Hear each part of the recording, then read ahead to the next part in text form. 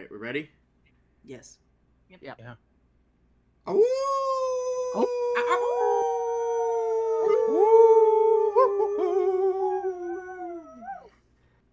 Woof.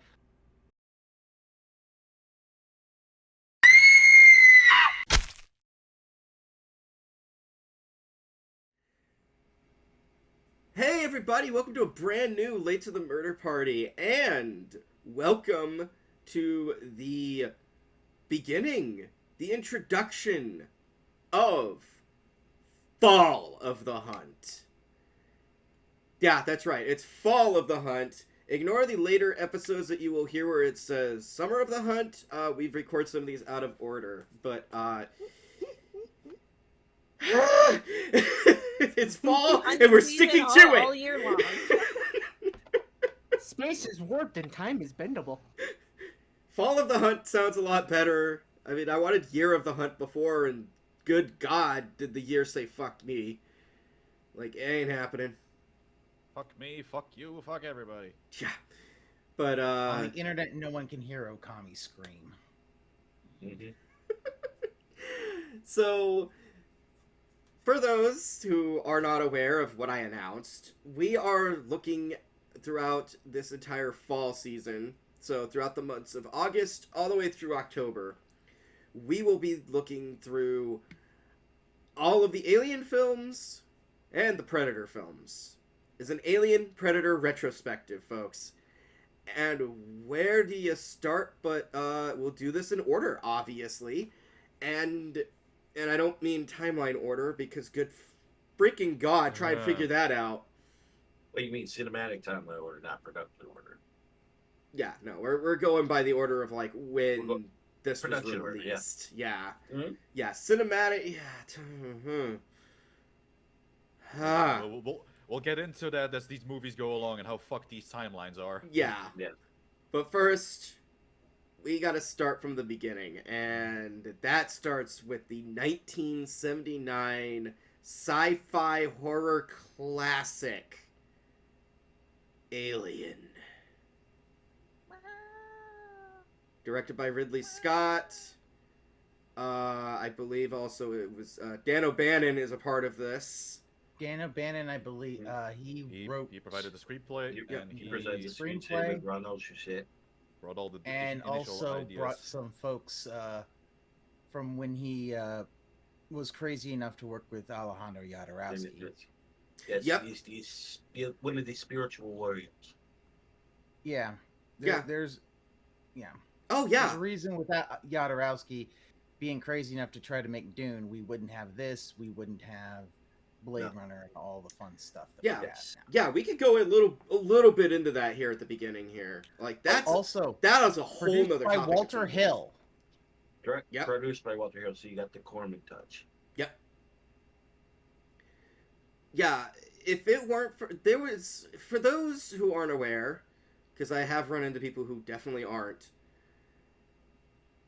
The original as well as the current iteration of Dune is not the first attempt at film. Yeah. Yeah. Before all of that, Jodorowsky tried. Yeah, with a mad Yep. Chilean guy trying to make an The- attempt at this. Yes, the madman himself. Mm-hmm. Who, After the Holy Mountain, which you should totally go see. Yes. Because if you know, also Jodorowsky wanted Dune to be the experience of LSD without taking LSD.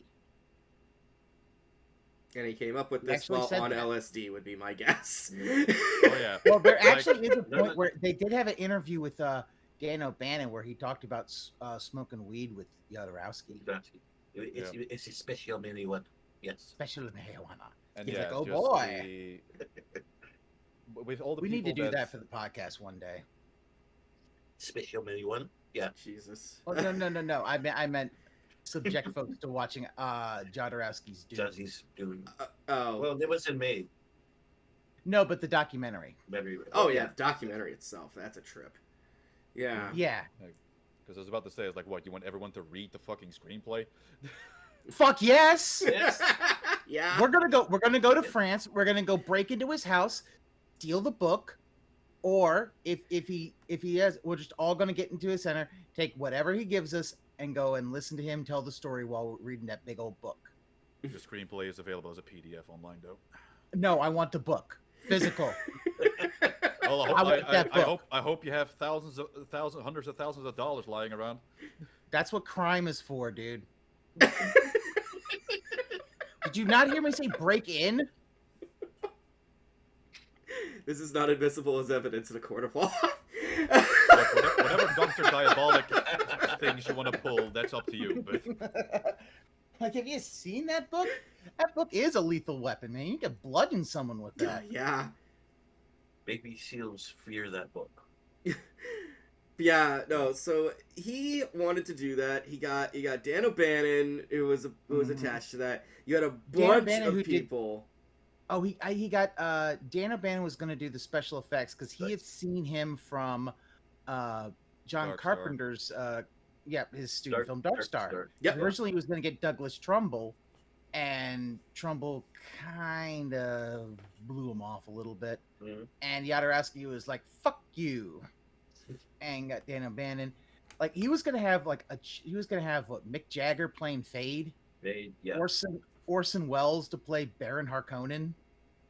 Gonna have Pink Floyd in the band. I think He was going to have Pink Floyd and Magma do the soundtrack. I'm trying to remember who, like each Pink Floyd was were they gonna do the Harkonnens? no, Pink Pink Floyd Floyd was was gonna going to be be Magma. Atreides. Magpie.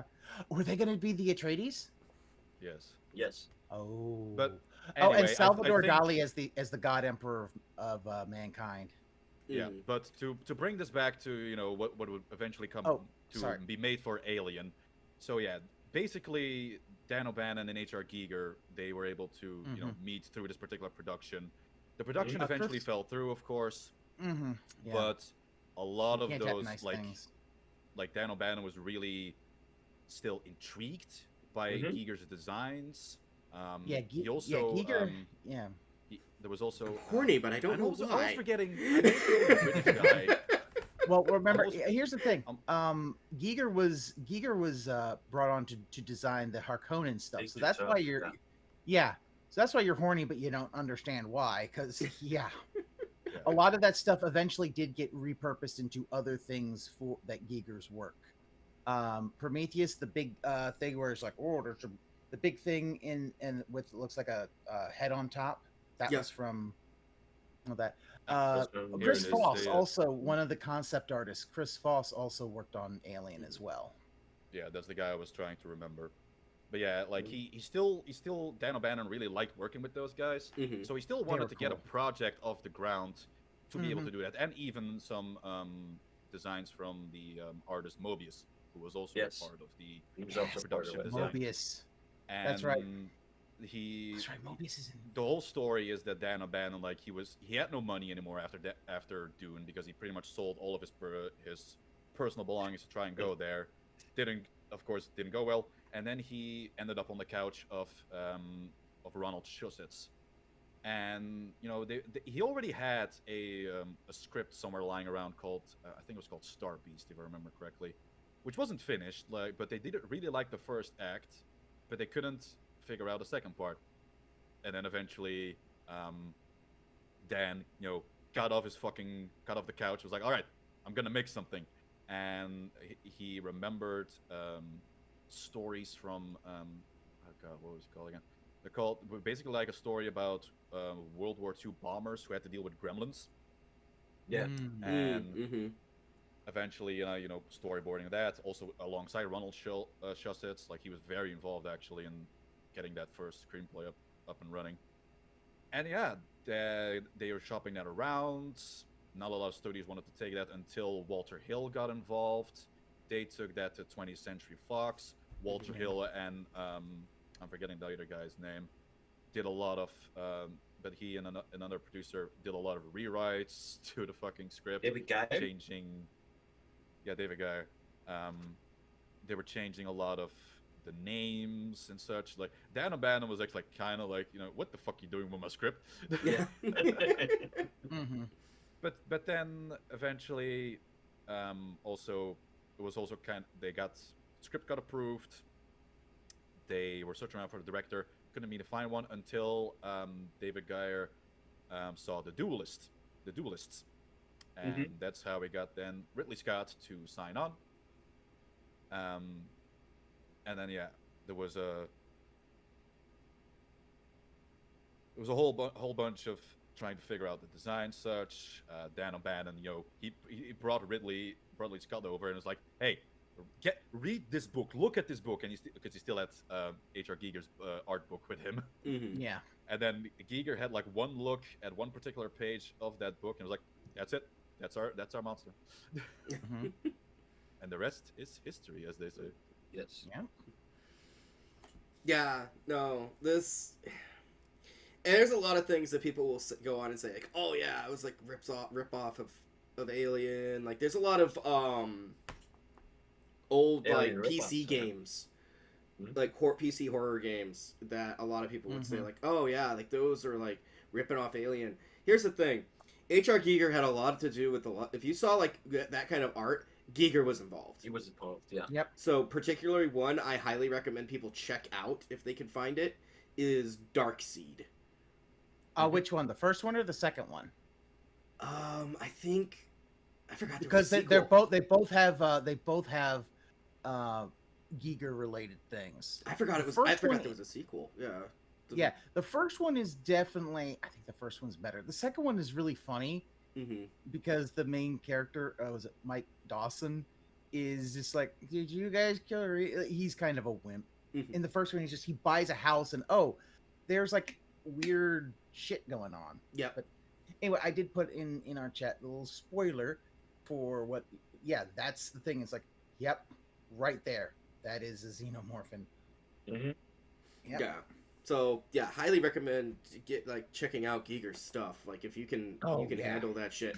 I mean, look, as much as I fucking hate the fifth Nightmare film, the motorcycle sequence was absolutely inspired by Giger. Mhm. They flat out wore that on their chest and said, "Yeah, no, we wanted to have a Giger-esque nightmare of somebody being combined with a motorcycle." And it's like, Jesus.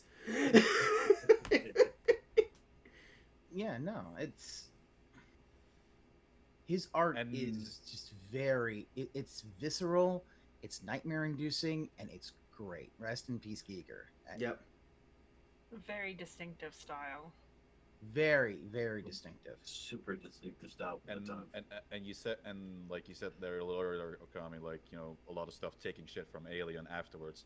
I mean, Alien was not an original concept of its own. Like it took a lot of cues from It, the Terror from Beyond Space, Mhm. Yep. and a lot of other '50s movies from that time. Mm-hmm. But By the way, just really did good enough of movie. its own thing.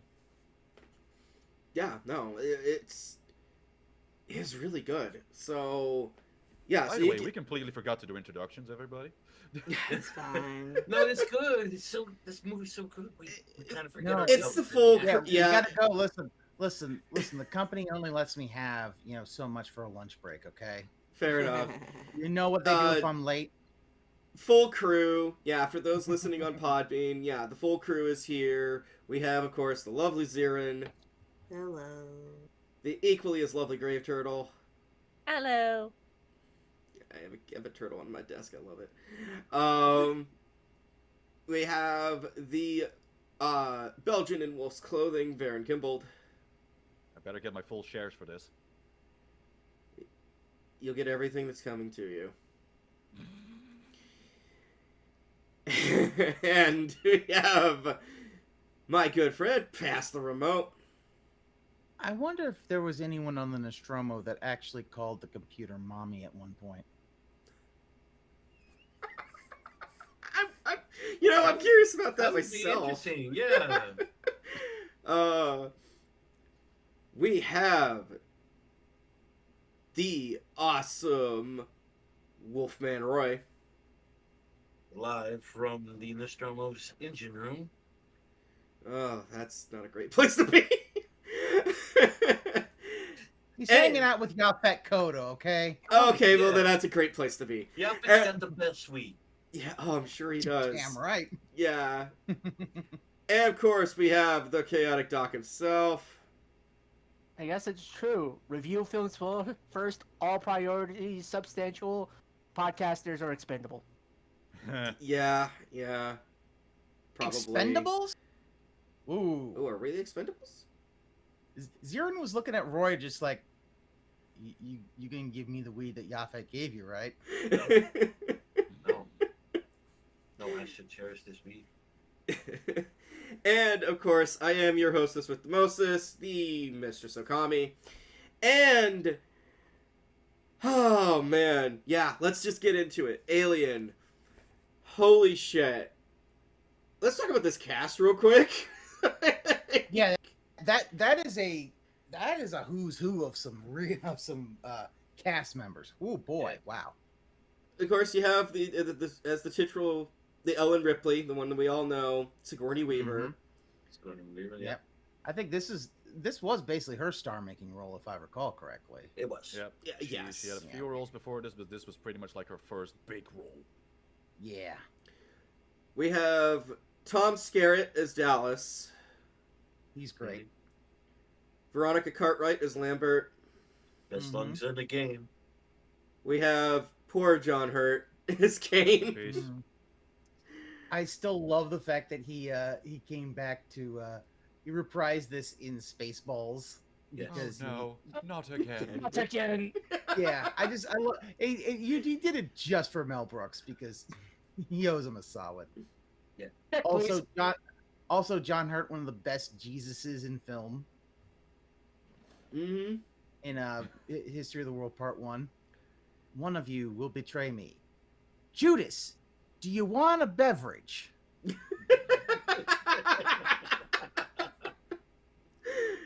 We have Ian Holm as Ash, Rest in Ah. peace. So good. Yes. Harry Dean Stanton as Brett. Rest in peace. Yeah. Yep. And He's the you know base, what? Yeah. Yep. We've got Those guys, you Yaphet. just love them in the movies. Of course, Sorry. yeah. Yaphet Kodo Rest as in peace. Parker. It's part Oh, of it. Yaphet Kodo. Amazing actor. Helen Horton is the voice of Mother, apparently. I forgot that it actually did speak at some points. Yeah. Also, rest in peace. Yeah. I might have. So when I watched this, I had the volume down really low because Why? like I was. Look, I watched it for the first like 20, 30 minutes, but then I had to have volume down really low because other people went to sleep. But instead, what I did was I turned on the closed captions for the deaf and hard of hearing. Is what it said. And actually, it was an interesting way to watch the film. It was good. I liked it. Also, let's credit the alien folk. Apologize about Dejo and Rest in Eddie peace. Powell. Yep. Rest in peace. Yep. There's Roy Yeah, like, Scammell of as the Alien original- number 1. Yeah, Of the original Alien cast, we only have like 3 surviving members right now. Mm-hmm. true. Yeah. I mean, it is I mean, the movie's 45 from years old. 1979, so it makes sense. Yeah, it's 40. God, it's 45 years old, I think. Yes. Something around that. Yeah. Yeah, the Blu-ray that I have is the 35th anniversary. Highly recommend that copy, actually. Hmm. It actually comes with the original comic from Dark Horse, like a reprint, Yeah. and H.R. Is it? Giger art cards. So Oh. for your jerk-off pleasure. The perfect organism. The perfect organism. Dick monsters. Yeah. A funny thing as well Yeah. about Balaji Now- Badeju is Now, that if you told me that comic was drawn by Mobius, That would be amazing. I don't know who actually. yes, did it fucking would have. Would have. Especially if he had maybe gotten Jodorowsky to help write. Hey, we're gonna just do Alien. Like, okay. Oh, these guys. Yeah. Very You were saying interesting. something, Varren?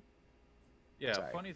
I just wanted to say a fun thing about Balaji Badeju is that also, okay, man was not an actor at all. Man was No. actually a graphic designer. Really?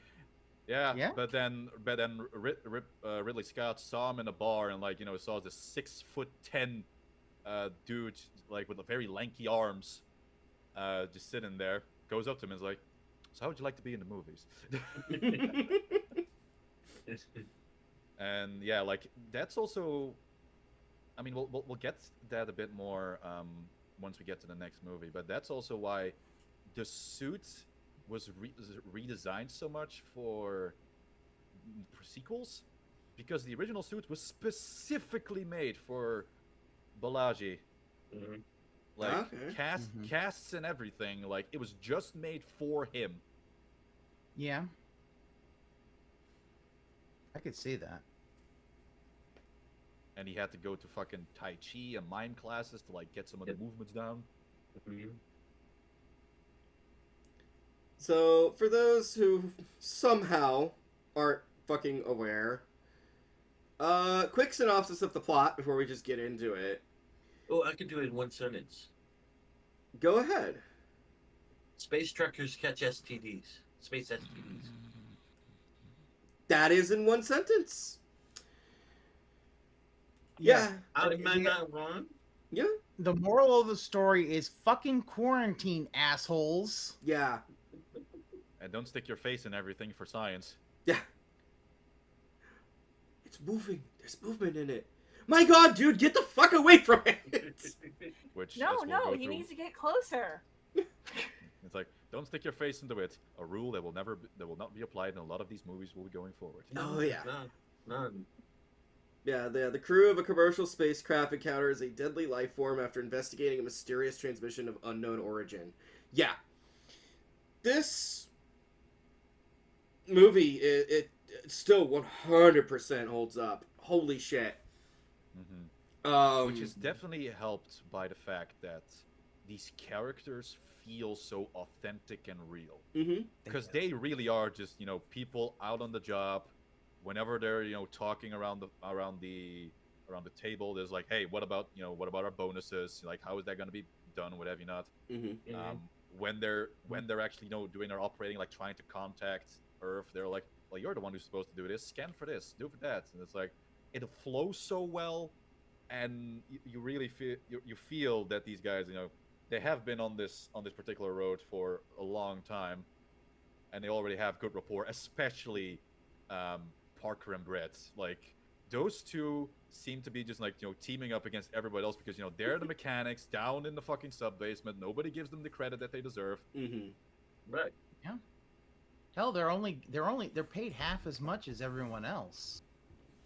Yeah. They get half shares instead of a full share.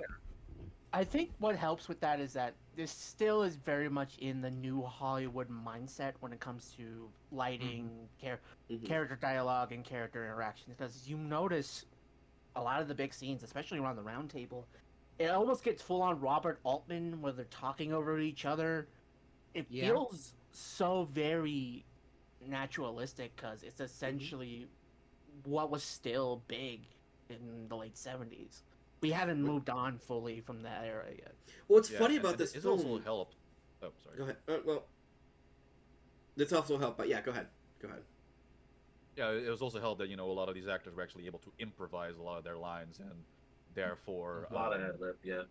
Yeah. And therefore, trying to make their dialogue more authentic. Oh, although we'll talk it is, about it is funny, like if you... Yeah. It's actually kind of funny if you go and listen to some of Yaphet Kotto's improvisations, because some of them are just like, whoa, okay, you're really getting into this, dude. Yeah, no, the thing I love about this film the most is that, aside from, I think the only thing that ages the film is some of the effects. And the fact that these actors we now know are much older and dead. For some of them. Like, that's literally it. All of this, everything that happens here, it could very well take place at any time period. Yeah. Like, in the future or whatever. Like, it doesn't feel to me like it's the 70s. If anything, because it's like, okay, if I were going to give the aesthetic and what it was going forward, I'd be like, yeah, no, this movie came out in 79, but it feels like it's already in the 80s. Well, so part of that is the aesthetics that they went with for the scenery, the characters, everything, feels very lived in. You Yeah. are convinced that these are working class people in space. And because of, the film's distinctive aesthetic and kind of the lived in grunginess of everything, it very much makes it feel that it's its own place. It feels real. And the puppetry aged really well. And like nowadays with like some CG, they make CG creatures move like puppets because it has puppets are real and it makes things feel more grounded. So when you're looking at these older films with really good puppetry, it adds the realism to the monster, it adds the realism to the setting. And because everything kind of came together so well and has aged so well, you're not going to be like, oh, this is definitely a 70s film. Because the hairstyles look like, for the most part, pretty timeless. And usually in older films, that's one of the biggest things that'll give things away. Yeah, the only one that maybe gives it a bit away is Ripley's perm, but that's about it. Yeah, but I've seen that perm even today. And then, that's you could perm. You could also argue that you're either going for like 80s or 70s, but it reminds me more of like classic like 50s waitress movies where like every like diner waitress seemed to have that perm for some reason. Yeah, no, that's why I said like the only one that might do something, but even then it's very minimal. And it's also very funny, just especially with like the technology that's used in the design, like how the computers are done, how the sound effects of those, because those are very 70s computers, and yet it still feels like it very much works in that environment. Yeah, it feels very utilitarian. You're not going for anything fancy. You're not going for anything flashy. It does its purpose. You can tell that this is a type of ship that is held together by WD-40 duct tape and hope. Yeah. Which, if I remember correctly, if you look at some of the more set pictures, there is actually like fucking duct tape here and there. No, I'm not shocked. I have an opinion on this film, and it's not a bad opinion, but it is something that I think a lot of people may question. I also just realized that, like, because of the way Discord works, like our messages are showing up across voice space. Whoops.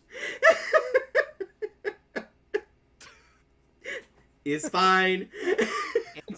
Instant transmission coming through. We're fucked. Yeah, this is as professional a rig as I ever get. So, anyways, I personally feel I don't really see this as a Ridley Scott film. He directed it, but from what I've seen of other films, this is more of a Dan O'Bannon picture.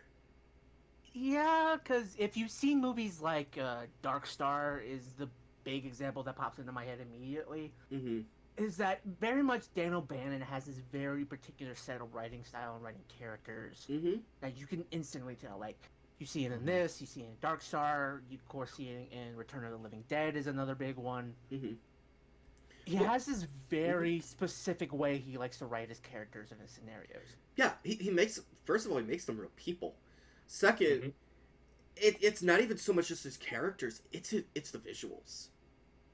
It's the style of the film.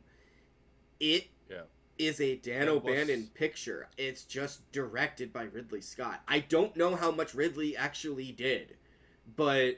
Well, actually, quite a bit. Because, like, even Dan has admitted in, like... there's this very good documentary, actually, about the making of Alien, The Beast Inside. Okay. Where he actually talks quite a bit. It's like, oh yeah, like, all of this shit, I wouldn't actually have... like, Dan O'Bannon says, like, I wouldn't actually have imagined this. There's also stuff where he says like, I didn't like how they changed that. Yeah. But he definitely gives a lot of credit to Ridley Scott on just making this movie look as good as it does. Yeah. Okay. So now, I think it's definitely early Ridley Scott. Later Ridley Scott is questionable. Yeah. But like Ridley did use Dan O'Bannon's script very, very well. Like he didn't really go with the Walter Hill version that was made. Like he tried to consult with Dan as much as he could, even though the producers tried to put a stop to that as much as they could. God, Dan O'Bannon was sabotaged a lot during this fucking production. God. Yeah, it doesn't really help. It does help that Walter Hill was kind of the established sort of like hit maker at that point. Yeah, so a lot of the producers, they were listening way more to Walter. Meanwhile, Dan O'Bannon Dan O'Bannon was there in the background, like trying to like, no, I want that, and everybody was like, you shut your mouth and you get paid. Jesus. But no, I do really like this film, and it's kind of hard to imagine why anyone wouldn't like this film, at least from just the perspective of, even if you're not a sci-fi person, like a lot of people I know who are not sci-fi people. Oh, my mom hates it because it fucks with her. The only people I think of is your ma is your ma, and we're just gonna leave that at that. But like, whereas like a lot of people who like Aliens and beyond, like most people I know who don't necessarily vibe with the rest of the franchise, they like this one simply because it really sticks to its horror factor more than its sci-fi factor. And when you get right down to it, it is just a haunted house in space. And it's because of how beautifully it has its environment. The fact that it feels lived in, like you and the characters being the way they are. It does this great job at making you feel like you are at home with this crew before this literal alien entity comes in and wrecks your peace. Yeah. In the most poptastic way. Yeah. Which I think my favorite fact about the iconic chest burster scene, when things officially just go so wrong. That the rest of the cast didn't know what was going to happen. Is that they had an idea. They had an idea of what was going to happen. They did not know the specific mechanics. Yeah. Nor did they know how much blood they were going to use. Yeah. Yeah. So the screams are genuine. and so John Hurt, bless him, God, he did so good with this role. Like, I can't imagine anybody else being the first victim of that, just of that chest burster, the facehugger, everything. Like, he plays naive just pitch perfectly for this particular role. And that fucker starts stretching, and you just see everybody's eyes like, what the fuck? How are they making it do that? And then all of a sudden, that first happens, and the spurts start flying, and just all those screams. Like, nobody realized just how visceral it was going to be. Yeah. And I love the screams, I love the jump back, but nothing gets me to, like, focus more in the scene than just focusing on Sigourney's face. It's that look of, what have I gotten myself into? But simultaneously, I am going to ride this for the rest of my days. Yeah. My life has just begun, and it begins here. I think what is reality? I think my favorite visceral reaction. Eyes are so wide. I think my favorite visual reaction during all that, it's just Lambert's just, oh God. Like, yes. It's so real. Yes. Oh yeah. It's so ridiculously over the top that it could only register as real. Like, you can't feign that level of just Nice. sheer surprise to the point of your voice breaking Yeah. like that. Like it was too literally pitch perfect. And there's I got two fun facts about that particular scene as well. Okay. So first of all, they had to do 2 takes of that scene. Both takes are used in the movie. They're just spliced together because in the first take, the chest burster didn't fully come out of the goddamn t-shirt. But Ridley did like the struggles, and therefore, made it so like the first part was still included to like make it seem like all the blood and such was like more visceral coming out before the chest burster was then fully breaking through. Yeah. And also that first take was still used thanks to to get the reactions of everybody still very genuine. Yeah. The second funny thing. Sorry. I still love when that little fucker comes out because it's just got the most adorable underbite. It looks like a pug. Yeah. And then It really does. Another funny thing, this one is just very funny. Like, it's only behind the scenes stuff. So, like, of course, like we love like Lambert's reaction to going, yeah.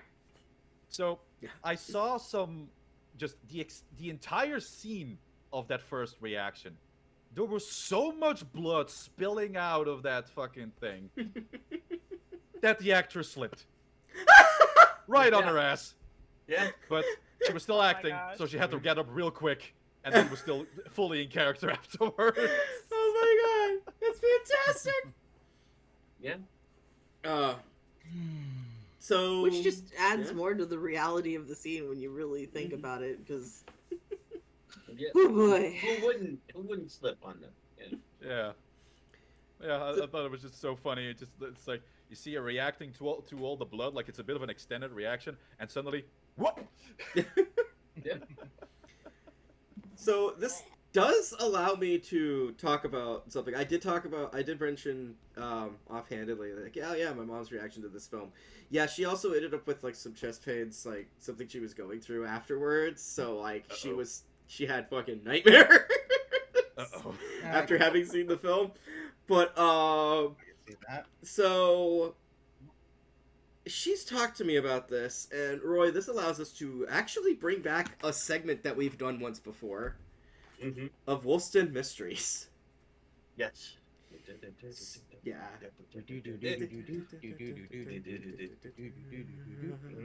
So,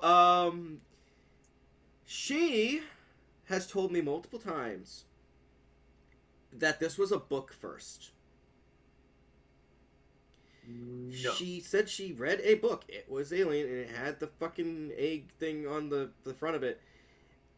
So but I wouldn't put it past them that they did a novelization of this. There was a novelization done. Yes. Yes. Yeah. One thing I'm starting to wonder, because it's like, yeah, no, it was different. Like the alien acted different. It was described differently. And I'm like, I wonder if it was one of the proto scripts that got released beforehand. Right. Maybe. Yeah. Also, that novelization written by Alan Dean Foster. Alan Dean, king of the novelizations.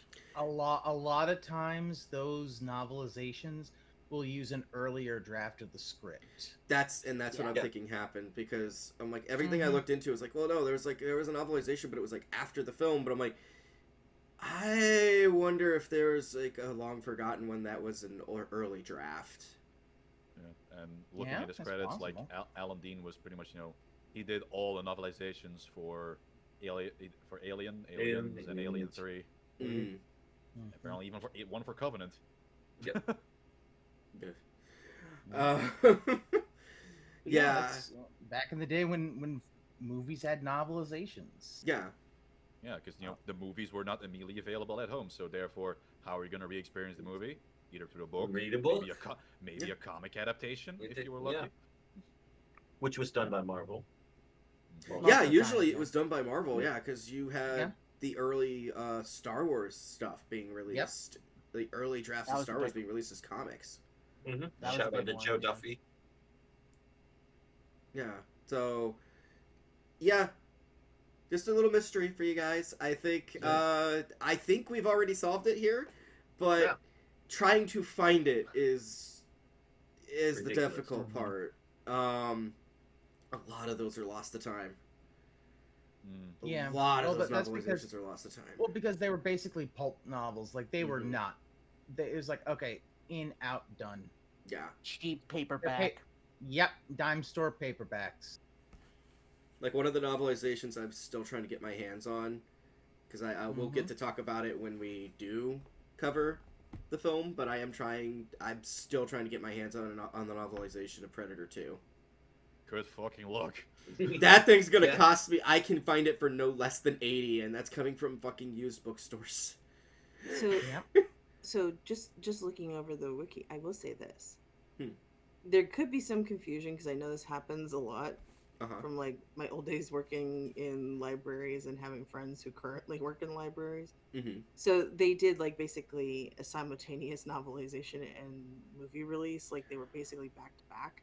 But yeah, that's what they usually did it. And so this happens a lot, especially people be like, oh no, the book came before, and it's like, no, you just read the book before you were aware. Yeah, you read the book first. And I'm noticing a few notes here and there that things were written a bit differently. Yeah, because apparently like the xenomorph itself is a lot more insect-like in its actions, which, I mean, thinking about it, kind of is. But which incidentally was later adapted by one of the ripoffs known as Inseminoid. Oh, I forgot that existed. Everyone did. Yeah, no. So, yeah, no. Then things start going from here, and this is where the film, honestly, if everybody looks at all the Alien films nowadays and goes like, "Oh yeah, they're like a bunch of these like action horror flicks," I'm like, the first Alien is a slasher. It's just straight up slasher. As straight Xeiren up said Eldritch earlier. slasher. Yeah. As Xeiren said earlier, it's a haunted house in space. Yep. Yeah. So it's the original Alien and Mike Myers would get together and just do plans on how to set things up. The original Mike Myers. Mm-hmm. Are we gonna have the xenomorph say, "Do I make you horny, baby"? Michael Myers. Whatever. I called Michael Mike. Get over it. Oh, in my head, all I can think of is, since his early movie was So I Married an Axe Murderer, would it be So I Married a Xenomorph? Oh. But yeah, it's after they got the alien off of the ship that they first find it through, which also kind of funny detail I found out recently. You know the lasers that are like above the eggs in the ship? Yes. Those they borrowed those from the band The Who. Oh shit! Because they were on a nearby soundstage practicing with those lasers. Oh yeah, this would have. Hey, can we use those? Okay, here you go. Yeah, this would have been around Quadrophenia, I think. They were having that big tour around that time, I believe. Yeah, but they were testing those out very nearby. Interesting. Now, it is something of note that I didn't even realize. I forgot. Because they always focus on the one egg and that one facehugger. How many fucking eggs were on that ship? Quite a few. Lot. A lot. At least, I think like a few hundred is supposed to be like the impression of it. Yeah. And then like also, if Ripley is to be believed at the beginning of the next film, thousands. Yeah. Also, part of that I think is the original thing with the xenomorphs, which is those that aren't killed are brought and transformed into eggs. So it would have been the complement of the entire crew. That was the original design for it. She would have found the nest where I believe either Dallas or Lambert or both Dallas. are Dallas. Okay, was partially being transformed. into an egg. Yeah, that's in the director's cut actually. I see. Yeah, that was the original. The original idea was that they would be turned into the eggs and into the face huggers, and which would mean that what they found was a nest and crew of hundreds or thousands. That was basically the entire crew. Yeah.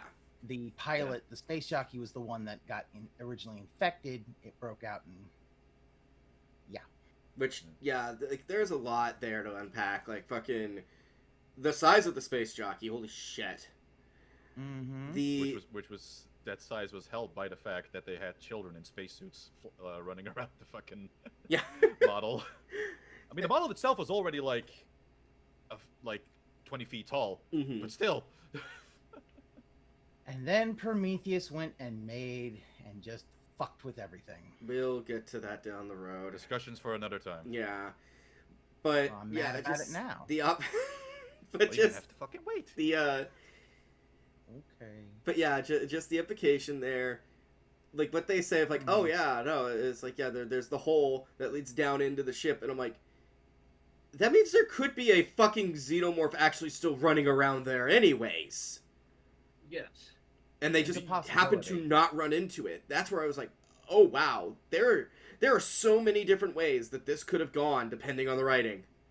Yeah, because we don't know how long that ship had been there. Yeah. Like, is it possible that the xenomorph had just starved and died? And originally, actually, the ship was only going to be like a part of it. In the original screenplay, the ship was going to be one part, and the eggs would have been found at like a whole different pyramid. Which would have been an indication of a lost civilization on that particular planet. Predators? Predators, maybe, but this was 7 years before that was even a thing. Yeah. So. Yeah, but the fact is there was a pyramid in Aliens vs. Predator. Yes. We'll get to that. There's gonna be a lot of bleed over throughout this, but I know. This whole franchise is intertwined and crazy as fuck. But yeah, so just all of that, like it's really shot really well, the whole thing. And then of course you got dumbass falls in and he's like, oh, he sees he's like, there's movement. I'm gonna get closer. No, you idiot. But they are truckers. Yeah. They are basically space truckers. Yeah. Yeah, and Kane is not part of the science division like Ash is. Also, it wasn't like, listen, if Yaphet Kotto had seen movement, he'd have been out of there. He'd have booked it. Yeah, it's like, no. Just kick that shit and get out of there. Nothing out here. There ain't nothing. He'd see that. Next thing you know, he's like, all right, let's get out of here. Yeah. Hold on. The airlock was closed. How did you get in already? I crawled through. Don't ask questions. Go. I'll tell you later. Just get the hell out of here. And that's something else. 100% I'm with Ripley. Yeah. Don't let the fucker on the ship. Yep. You need to do the normal quarantine. Like, no, fuck it, he could die. Then he dies. Nice. Yeah, no, I'm sorry. Like, the fact that it's that they all know the procedure, and Dallas is trying to pull rank and say, I'm the captain. I'm the guy with the big balls. You let us in. And it's like, no. Now, Ash was doing it for other reasons. And that's the thing. Yeah. And that's the thing with Ripley, and the reason why Ripley is the sole survivor along with Jonesy. It's like Ripley is a pragmatist. Yep. At her core, but she still has a heart. Yep. It's like at the end of the day, that's what gets her through. And sorry, I'm still reeling from the fact that now every time I talk about Ripley, I'm gonna have to start thinking about my own personality. Thanks, guys. You're welcome. Stares at Varren very hard. I did a rewatch of this with Varren and a couple other people, and they're just like, "Oh, look, Varren, you're Ripley." And I'm like, thanks. Yep. Okay, I'm starting to see the connections. Thanks, guys. Yeah. But no, I was also there, like with like the whole like, oh, it's sort of like, okay, fine, it gets in. okay, whatever. I would have made sure they stayed outside. I wouldn't fucking care. But even if Ash supersedes me and fucking opens the goddamn door and all that other shit, the second you cut that fucking thing and acid just comes spewing out and it's bleeding through, I'm picking up the body and tossing it out the airlock. Just Yeah. do the funeral scene a little Either- earlier. Like, yeah, I'm like, when no, they wrap him up, we're and then done. just- I'm like, Yeah. we're fucking Either done that here. or you wrap his ass up and you put him in the freezer. You're like, you know what? That's somebody else's problem. Yeah, I'm like, we're done here. And you freeze it. Yeah, you freeze it, and you're like, yeah, we're not dealing with this. Like they were so interested in like, oh, what does this do? Like, don't do that. Don't touch that. What does this do? No, Please don't do that. And yeah, the fucking robot would be the android would be revealing its cards way earlier with me because I'd been like, okay, motherfucker, we're not doing this. And anytime he tried to supersede, I'm like, okay, nope, you're going out the airlock. I don't fucking care. Well, I'm mutiny, motherfucker. The thing about it was that at any point before he woke up, Mhm. they could have just said, okay, let's put him on ice and freeze him, get to a place, say, this is what we found, you guys deal with it, and we're out of here. Yeah, I'm on the nearest like fucking shuttle out. Like, this- like that's the thing. You put him on, you lock a shuttle, you lock it down, you put him in the freezer there, and program it that he don't wake up. There's no Yeah. automatic wake up for him. No. And you go home, you say, this is what happened, here's the thing. And now it would mean that Wayland Yutani would get what they want, Yeah. which is gonna suck, but you're being fucking smart about it. Like, Yeah. that's one of my biggest problems that I have. And it's not that I have with the movie itself, but it's like, Just that world. having watched so many horror movies, like, why are you doing stupid? Because then it's like, Yeah. oh, we don't want to kill him, and then they want to take this thing off of him. It's like, oh, but if you constrict him, he could die. Well, I'm willing to take that chance. Why can't you just leave him outside then? Yeah.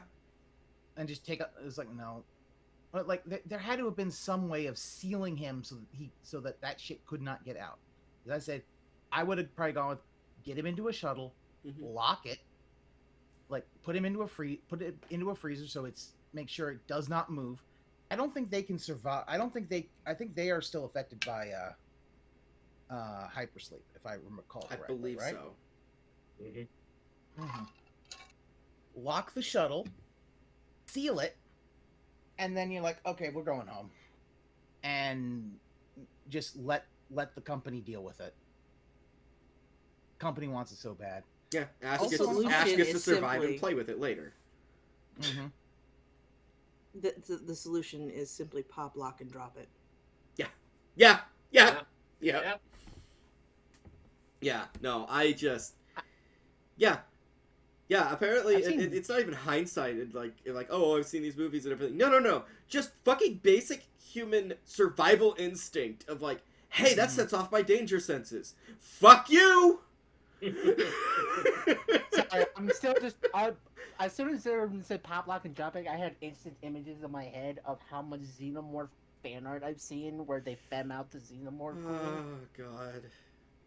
Yes, So yes, we've all seen You know, you deviant don't art. need to do that. You don't really. Do they need to do that so they can stick their dick in it? Come on now. Yeah. It's the queen. Just Yeah, stick your dick in there. Listen, some people like the aesthetic. Pretend like you're a of bee. Stick your dick in it and have your testicles explode. Yeah, Xeno wife is a fucking thing, okay? Yeah, no, just monster fuckers are a dedicated bunch. They really are. Looks at Xeiren. I mean, there was that end bit in Metroid Dread, so yeah. Hold up. Hey. Hey. No biting. Hey, No biting. hey. If you guys are gonna have a makeout session, we've got to put this behind a paywall. Don't move next to me. Try to watch Then here. don't get mad. We're gonna meet your daddy in a couple of episodes anyway. Don't worry about it. Shush you. Ever. By the way, the acid blood effect that was done by pouring acetone on styrofoam. Yes. Yeah. Okay, Interesting. that makes And sense. one of the internet's favorite effects. Yeah. Yep. And would eventually get upgraded in later movies by adding some metal fibers to it. Mm. Yeah, as soon as the acid for blood, you're just like, okay, what the fuck? If the idea is, well, company wants it and you get no money if we don't bring it back, well then let's just chuck it in a freezer and go home and it's their problem. Yeah. And then at that point, you can get it. We're just gonna pop this shuttle right out of here, and then we're leaving, and that's your problem. You deal with it. Yeah, Bye. you wanna be on the other side of the galaxy from when they get it. Fuck yeah. So, yeah. Yeah.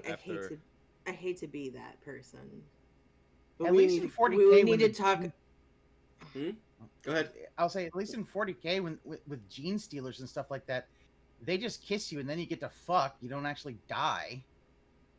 Fair. You know, you just become incredibly fucking horny. Xeiren. Sorry. We do need to wrap this up if we're going to talk about the second one. Yes, today. yes, because we're doing this back to back. Yeah. So, yeah. Great deaths next, like left and right. I can talk about Brett's one. I can actually talk about one other little tidbit that I do feel needs to be talked about, and that's the death of Lambert.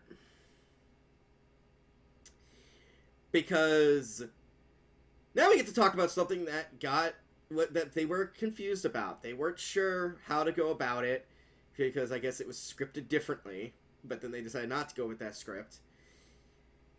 And that's how it actually procreates.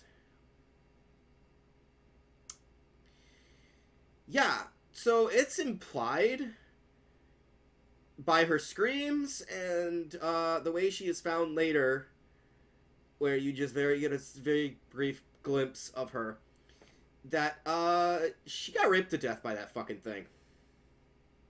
If I remember correctly, you see more of it in director's cut. Yes, you do. You full on see the fact that her clothes are missing, and you see a lot of that. The whole thing was that the glimpse that they keep in the theatrical cut is you see blood coming off of dripping from her legs or whatever. She's her arm, but she's hanging. You do see a glimpse of her and you go, hey, there's some clothing missing. Yeah, I mean, if you look at, look at H.R. Giger's whole thing and you're like, what? That there might be some dubious consent and sexual themes in there. Color me shocked. Which was also a particular, it was purposely done by Dan O'Bannon as well to, write in a story all about pretty much about sexual assault and make it so that the man was the one who got, forcefully impregnated. Yep. And then died because of that. He that was a deliberate design of Dan's whole story to make men feel how it is to be raped. Yeah. Plus, giving the whole hey, the first time a man quote unquote gives birth, it's violent as fuck. Yeah. And the problem is you can't get a wire coat hanger down someone's throat. which is why it's so weird that in the director's cut and also a lot of scenes that were never filmed, there is a lot of more quote unquote traditional sexual shit in the movie. Hence why I feel like the theatrical cut works so much better because it keeps to the original message a lot better. Yeah. Plus, I think the whole idea of turning the people into eggs like that is just, I don't know, it just doesn't work. It doesn't work with later it's a lot more movies. eldritch. It makes more sense to me for them to be incubators than eggs. Yeah, that it makes a lot more sense to to our brain, our earthly brain. I do get why it is done with the eggs because again, it's a lot more eldritch. It's a lot more Lovecraftian, the shit we don't get. Oh yeah. Yeah. Granted, Yes. I enjoyed the later life cycle also a lot more, Mm-hmm. but I also understand why they first went with this particular version. Mm-hmm. And You know what? If its blood is acid, Don't go there. Okay. yeah, so I was gonna ask if it shot up acids and bases, and that was what caused the transformation to the eggs. But okay. I figured you were gonna go somewhere way else. Yeah. Oh, I was. Yeah, so but, you have you did Ripley's stop. our final girl.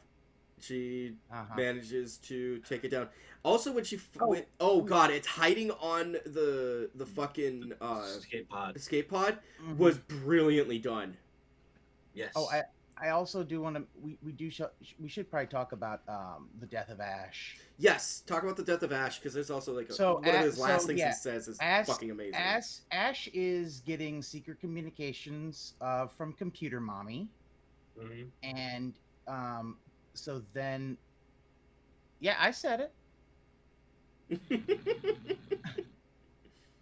So then, he's basically trying to kind of counter things, and then eventually goes and attacks, and goes to attack Ripley, Mhm. and she attacks him back, and she finds out his blood is made of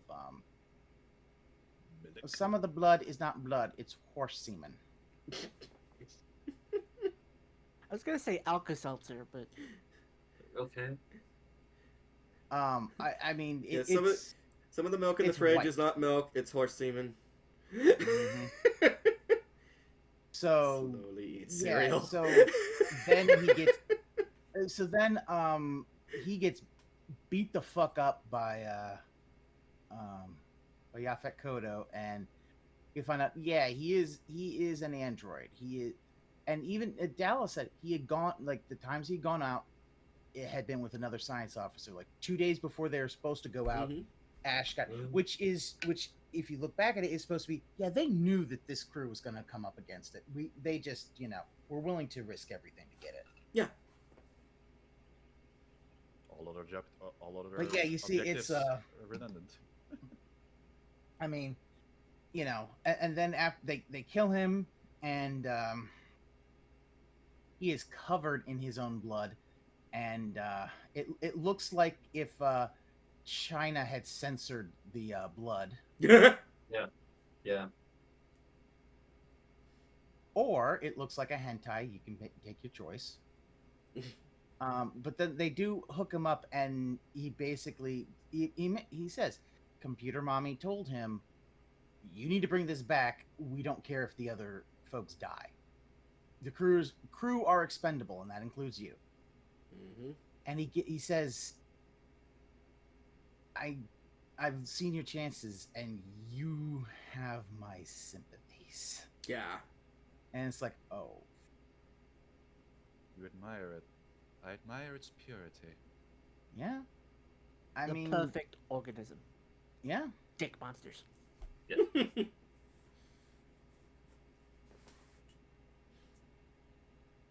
But yeah, so the idea that you've got these synthetic life forms, and so then he's dead, and it also starts the tradition of each of these movies having an android with a name that starts with the next letter in the alphabet. So we have Ash and Bishop. Yeah, and I forgot what the others are. What was her name in Resurrection? Probably start with the C. You start with a C. No, that was D. Three as the one with the C. Yeah. No, Resurrection. Resurrection does. 3 doesn't have Yeah, one. It just Bishop himself shows up again, but it's actually Wayland himself, or it's another one of Wayland. Right. Then you have let's see, Prometheus has David, and then you have Walter. Big ass jump. Yeah, that's a huge jump. Yeah, it's like, Walter. Wait, okay. Callie. Mostly, I guess it's mostly because the threatening robot named Earl wouldn't be as preferable, is it? Or Ernie. Eric. Ernie. Eric can be a very threatening name. Mhm. Eustace. Stupid dog! Stupid alien! You make me look bad. Oh my god! They should have had Eustace in Alien 3 with the dog aliens. Oh god. Or are But, they bull aliens? You can't tell because it's in different cuts. Anyway. We'll get to that. Yeah. The idea that it uses the air ducts and all that, and then gets into the shuttle, and Yeah, the way it's hiding it's amazing. I do like for it to be the perfect organism. It couldn't sneak up on that kitty. No. That kitty knew. It was like, no, because cats are the perfect organism. Like they are literally. God damn you, killing Jonesy! Damn God damn you! I mean, Poor little Jonesy. Like, yeah, I know. the whole time, especially like the latter half of the movie, you're just like constantly worried for poor little Jonesy's safety. Like you get the idea. Jonesy knows where that thing is and is staying far away from it. Yeah. Which is why Red's death, I think, is still so effective, because it just ends on Jonesy's face, and all you hear is just Yes, that's so good. After the screaming, I just stuff, love that you that hear the it's chains Jonesy's rattling. face, and Jonesy is just nonplussed as fuck. Like, oh well, Yeah. you didn't feed me, so fuck you. Yeah. Like it all just ends on silence and chains rattling. It's just such an effective scene. Mm-hmm. So yeah, we got the final showdown between Ridley and the alien, and it's Ripley. You said Ridley. Ridley. Ha! Ridley. Oh Ripley. shit! Oh Ridley. shit! We got space pirates here. Oh no! Son of a bitch. Okay, so the other alien inspiration. Fuck yeah. So yeah. Ripley and the alien. Yeah, it's a fantastic scene. Of her just waiting, getting herself set, slowly set up. Like the whole thing is just, it's nerve-wracking. Actually, it's still effective. Yeah, but also I I can't help. That doesn't help. I can't help but laugh because when we first see the alien, at least in the cut I watch, you just see the poor bastard laying on its side, looking like you just caught him in the middle of a snap break, and you're just like, "Oh shit, are we filming?" Yeah. Wait, we're filming? Oh shit! Rawr. Rawr. Yeah. Booga booga booga. So I only put out one arm, just like, yeah, get away. Yeah. It's tired.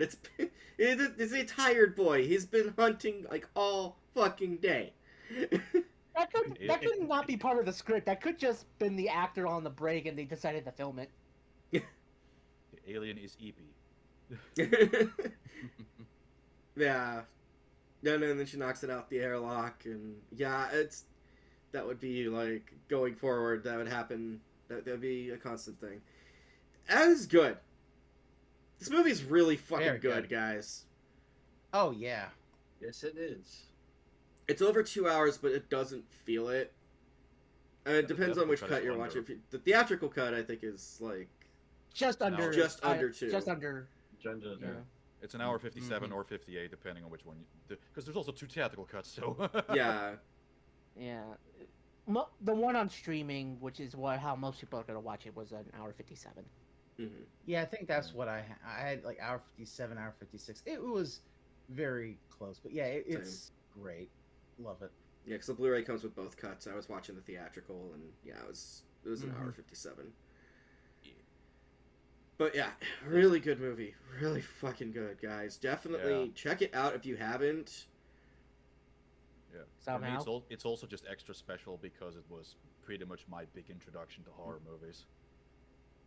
Yeah. And I'll say this: if you don't want to get into the franchise, that's fine. Just watch the first one. Mm-hmm. If you like horror movies, if you like atmospheric sci-fi movies, I think you're really gonna like this one. Mm-hmm. And if you want more feels of the original Alien, might I suggest playing 2014's Alien Isolation? Yeah. Because it is a impeccable sequel to the original movie, down to the fact that they literally got sound effects from VHS tapes of the original movie. Yes. And androids are just as big of assholes in the game. We would suggest you play the video game version of the next one, but that's aliens cloning Marines. No. So yeah, anything else to add? No, it's a timeless movie. It's gonna stand the test of time for as long as I can think of. Mm-hmm. And no matter who you are, I think you'll get something out of it. Yeah. Yeah. I will say I did find a funny connection between this and another series, but I'll save that for the next one because that's a little more appropriate. Yeah. Okay. All right. So yeah, definitely good movie. Check it out. Wolf said seal of fucking approval. Double approval. Yeah. And our seal looks like a giant dick. It's a giant dick pointing at you. Specifically a good rock. Look, I know I'm a dickhead, but don't rub it in. Thumbs up. So, with all of that said, Xeiren, where can people find you? Xeiren, that spells Xeiren. You can find me over on TikTok, Twitter, Blue Sky, Instagram, and now Threads, actually. Oh. And you can also find myself over on Varren's Twitch channel on Mondays, being an absolute menace. People have been having so much fun with that. We do RPGs, and I just drive him nuts with my commentary. Excellent. Ver. Well, as Xeiren has said earlier, you can find me over on twitch.tv/VarrenKimbold, where every Monday, Wednesday, Friday at 8 p.m. Central European time, you can see me play all kinds of fun games. Mondays, the RPGs with this redhead menace. Wednesdays, strategy, shooter, something else with an S. And Fridays, I play whatever the hell I can find. You can also find me over on Blue Sky at VarrenKimbold. If you want to... you can find me over on YouTube as well for VODs and compilations of my streams. If you want to indulge in my OC tendencies I have every now and then, you can find me over on TikTok as VarrenKimbold. And I still have a Twitter account, but beware that I just do whatever the fuck I want on there. Excellent. Pass. You can find me on Twitch. That'll be twitch.tv/pass_the_remote. You can also find me on YouTube there. I do streams sometimes, mostly more Twitch than YouTube. You'll also find me on Twitter at PassTheRemoteCF, all one word. And where you'll find me, just shit posting around and things like that. I do streams with Ookami on Mondays and Tuesdays. So you find me there.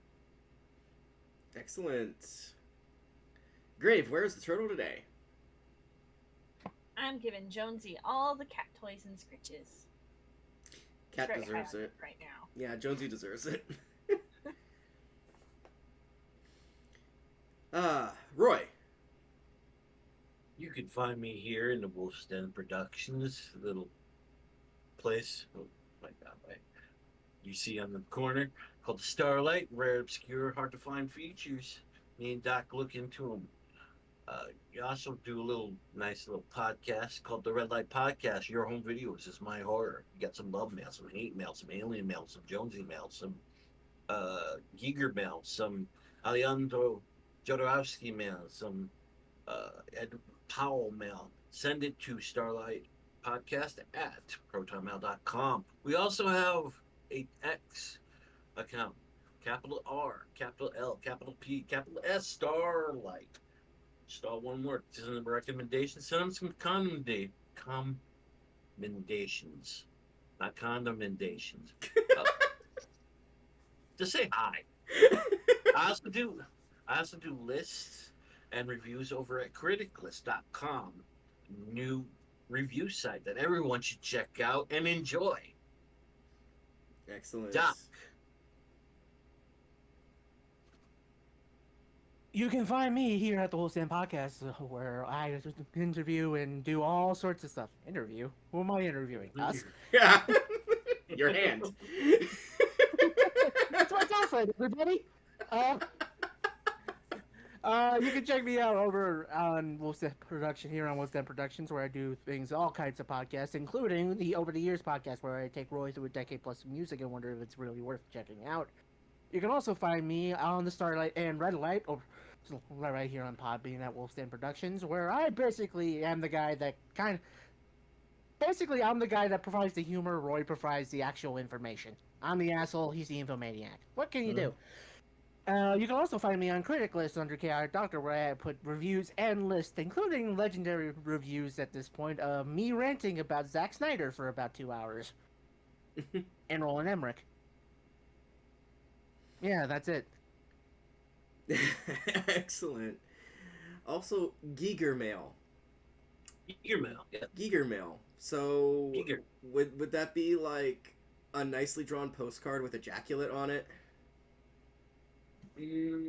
More like somebody's gonna misread that, say Geiger Mail, and just send us radioactive stuff in the flat universe at this point. Mm-hmm. Oh, radioactive. That can't be good. Excellent. Anyways, you can find me here on YouTube and Podbean, Wolfston Productions. From goofy-ass anime to the shocking horror, Wolfston Productions, your #1 stop for equally nerdy reviews of nerdy media. You can find me over on Twitter. That's the Mistress Ookami, Ookami. That's my name. Don't wear it out. Where I repost stuff all the time. I basically try to say fuck you to a certain muskrat. Horn everywhere. Yeah, I flat out have just stated, like, look, I like what I like. You got problems with it, then leave. It's just Twitter. No, it's Twitter. That's it. That's all he can say. It's Twitter. What do you expect? Go forth and spread smutses. Yes, I shall. You can also find us over on the Wolfston Patreon, where you can get access to episodes that may or may not drop to the general public, episodes that certainly will not be dropping to the general public, behind the scenes, all sorts of goodies, all for just a measly $1 a month. Remember, folks, $1 a month can go a long, long way. And until next time, we will be moving into our next film down the line, which is, in fact, the sequel. Because there actually was nothing else in between. So, but it took a while for the sequel to come out. We will explain more as we continue the Fall of the Hunt. With 86's Aliens. Oh, here we go. Good night, everybody.